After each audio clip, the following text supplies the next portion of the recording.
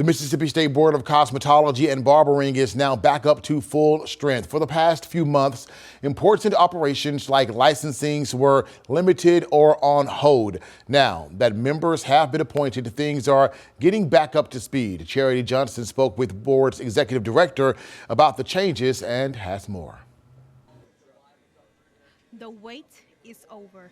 For much of 2025, there was no Mississippi State Board of Cosmetology and Barbering. Temporary rules were set in place to help manage operations, but they expired in October 2025, and so did the ability to issue new licenses. After the legislative session began in January, a new board was appointed by Governor-Tate-Reeves and confirmed by the state Senate. We are so grateful for them for pushing those confirmations to the top of the calendar. I think they did the confirmations on like day 2 of the session, so that was incredible. Those 7 board members are in charge of tasks like creating curriculum standards and establishing rules and regulations for the MSBCB professions. Executive Director Catherine Bell says one of the first things the board did was establish the passing scores for licensing, 70 for practitioners and 75 for instructors.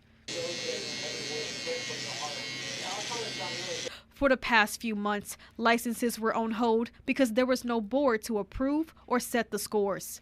Those who've been waiting since October are now being notified. So you either received an email indicating that you had passed the theory exam, and then the candidates did have possession of their practical exam scores that were taken during that time if they did take that exam. They were also told next steps. On February 1st, the board decided to remove the requirement of the practical exam for licensure. Now, only the written theory exam is required to pass. Veteran barber Bobby Jordan owns Jordan's Barber and Style Shop in Columbus.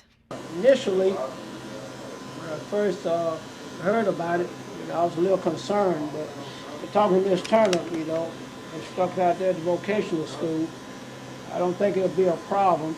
For years, Jordan has helped new barbers get on their feet at his family business. Bell says one area the new board is focused on is removing unnecessary regulations. And so that enables Mississippians to, get to work a little bit faster. There's some less regulatory hurdles that they have to overcome, but the board is still able to assess that the licensees will be safe in their practice and Mississippians will be protected. Before students can apply for a license, they must complete a required number of hours and achieve certain skills at the board-approved schools.